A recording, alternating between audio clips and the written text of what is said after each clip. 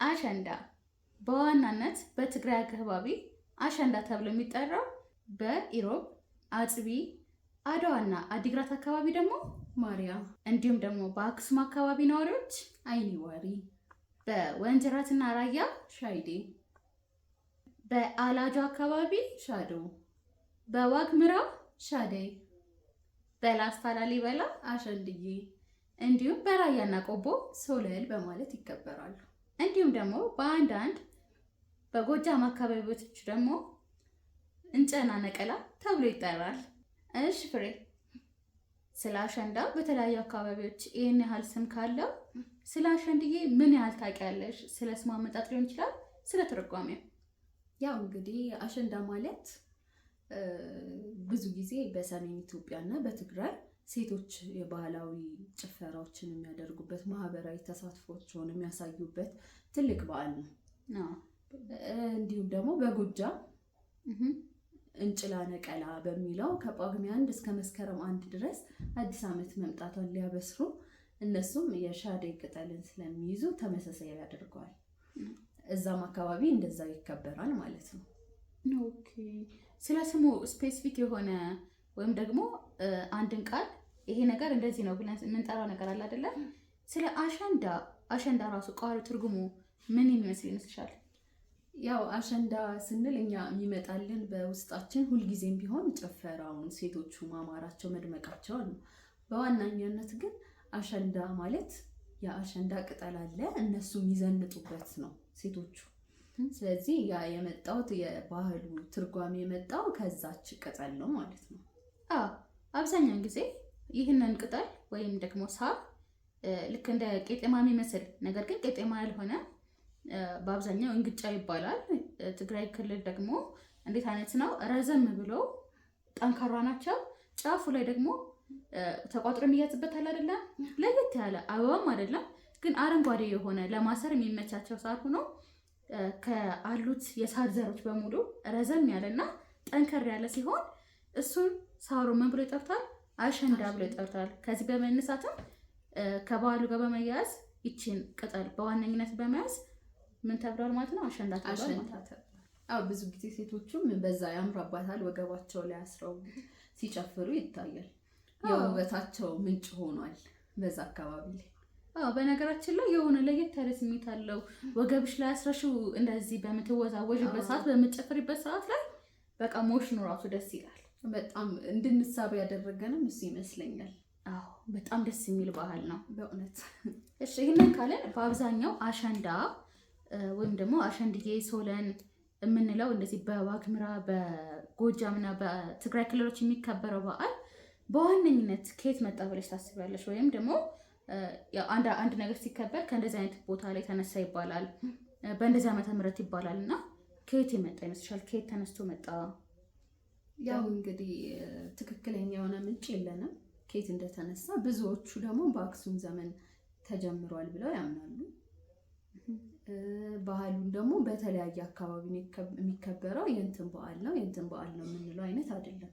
በተለያዩ የኢትዮጵያ ክፍሎች የሚከበር በዓል ነው። መነሻ ቀኑን ግን በትክክል የሚያሳይ ማስረጃ የለንም።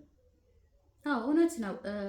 ይህ የአሸንድዬ በዓል በአብዛኛው በሰሜኑ የኢትዮጵያ ክፍል ይከበራል ይባላል እንጂ በስንተኛ ክፍለ ዘመን እንደተጀመረ በዋነኝነት ፊክስድ የሆነ ቀንና ዓመተ ምህረት እንዳለው ከተለያዩ ፕሮግራሞችም ሆነ እኛ ሰርች አድርገን ለማየት ሞክረን ነበረ።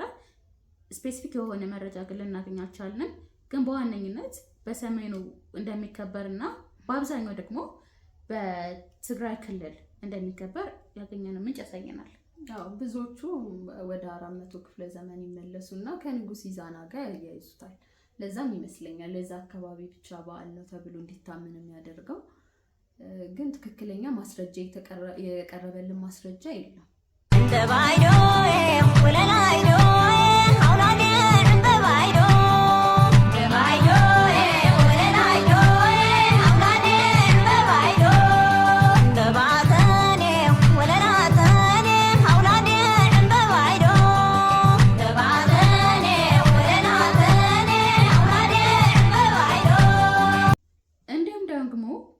ይህ የአሸንዳ በዓል ከፍልሰታ ጾም ጋር የሚያያይዘው ነገር አለ ይባላል። ይሄ ምንድን ነው? እንደሚታወቀው ክርስትና ወደ ኢትዮጵያ ሲገባ በመጀመሪያ የገባው ትግራይ ክልል ነው። እንዲሁም ይህ እምነት የክርስትና እምነት የተስፋፋ በትግራይ ክልል በሚመጣበት ሰዓት ላይ ይህ የአሸንዳ በዓል ከእመቤታችን እርገት ወይም ደግሞ እረፍቷ ጋር ይገናኝ ጀመር። ይህም የሆነ ምንድን ነው? እመቤታችን የ2 ሳምንት ጾም አላትኝ። ይህ ጾም ካለቀ በኋላ ከ16ኛው ቀን በኋላ ማለት ነው ከነሐሴ 1 እስከ 16 ይጾማል። ከዛ በኋላ ከነሐሴ 17 እስከ 23 ወይም እስከ 24 ባለው አካባቢ ደግሞ በተለያዩ የትግራይ አካባቢዎች የአሸንዳ ፕሮግራም የሚኖር ይሆናል ማለት ነው። ልክ የጾም መፍቻውን አስታኮ ይህን በዓል ማክበር ጀምራሉ። በአብዛኛው ከ17 ወይም ደግሞ ከ16 ጀምሮ ቢከበርም አንዳንድ ሴቶች ደግሞ በቅድሚያ ፀጉራቸውን በመሰራት ጌጣጌጦችን በመግዛት አልባሳትን በመልበስ በከተማው መታየት ይጀምራሉ ማለት ነው ቀኑ በደረሰ አካባቢ። ከዛም በኋላ ግን በአብዛኞቹ የአማራ ክልሎች ወይም ደግሞ ወደ ጎጃም አካባቢ ደግሞ ይህ በዓል መጀመሪያ ላይ እንደጠቀሽው ከጳጉሜ 1 እስከ መስከረም 1 የአዲስ ዓመትን መምጫው ለማብሰር የሚጠቀሙበት ይሆናል። አለባበሳችን ተመሳሳይ በመሆን ነገር ግን በተለይ አጨፋፈርና የዜማ የቃና ነገር በመጠቀም ነገር ግን ይቺ የሳሯ ነገር አንድ አይነት በመሆን ምን የሚተገበርበት ይሆናል ማለት ነው። በዚህ ምክንያት ይመስለኛል አሸንዳና ፍልሰታ ጾም ተያያዥነታቸው የተስፋፋና በዋነኝነት ከፍልሰታ ጾም በኋላ ከፍቺ በኋላ የአሸንዳ ፕሮግራም የሚኖረው ብዬ አስባለሁ።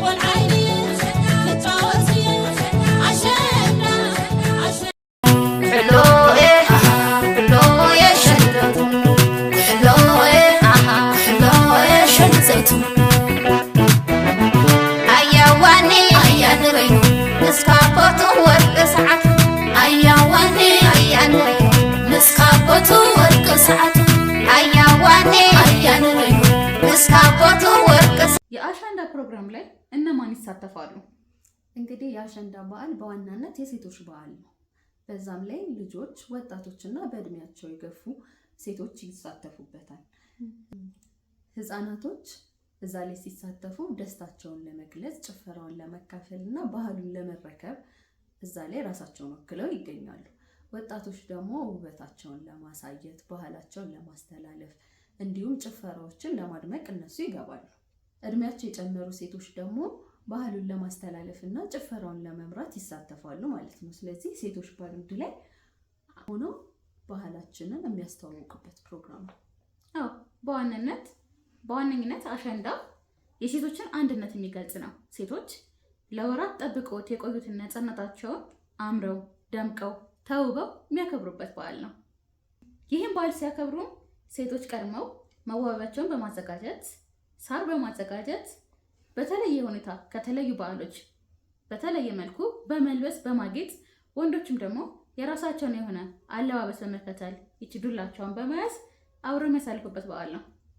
ቀደም ብለው እንግዲህ ሴቶቻችን ተውበው አምረው ደምቀው ዘፈናቸውን አዘጋጅተው አልባሳቶቻቸውን ለባብሰው ፀጉራቸውን አሳምረው ጌጣጌጣቸውን አድርገው ባህላችንን እያስተዋወቀው በዛውም ደግሞ ምንድነው የሚባለው ወንዶቻችንን እየማረኩ ሊሆን እያማለሉ ምናምን የሚያከብሩት። በነገራችን ላይ አለ የጭፈራው ፕሮግራም ላይ በየመሃሉ አንድ ጉብል የተመኛትን እንስት ያስጨፍራታል። የሆነች ባህል አላቸው። እንደውም የሚላከፉበት መንገድ አለው። ለከፍ ያደረጉና እንግዲህ በአሸንዳ ያልታየ ውበት መቼም ሊታይ ስለማይችል ሴቶችም እስከ ጥግ ድረስ ተውበው ስለሚመጡ የሚተጫጩበትም አንድ መንገድ ነው። ለአዲስ ዓመት ስንለከፋ ከ400 ክፍለ ዘመን በፊት ነው የጀመረው ብለን ልንል አይታወቅም። ከዛ በፊት ጀመረው መንገድ ማለት ነው። ባይዘው በበዓል አብዛኛው ለከፋ ኢቨን እንደ ሳምፕል ብትወስጂው ለጥምቀት ወንድ ልጅ ሎሚ ይዞ ይወጣል አይደለም? ሎሚያን ወርወር ያደርጋል። የወደፊት ሚስት እዛ ያገኛል ማለት ነው። እንደዚህ አሸንዳ ላይ የተለያዩ ቦታዎች ላይ ፕሮግራሙ በሚካሄድበት ቦታ ላይ ወንዶቹ ሴቶቻቸው የሚመርጡበት የራሳቸው የሆነ መንገድ አላቸው ማለት ነው። ወንዶች እንኳን ደስ ያላችሁ ባህላችን ይፈቅዳል ማለት ነው። እናንተ ለከፋ በትክክል። ስለዚህ ይሄን ጊዜ ተጠቀሙበት እንላለን።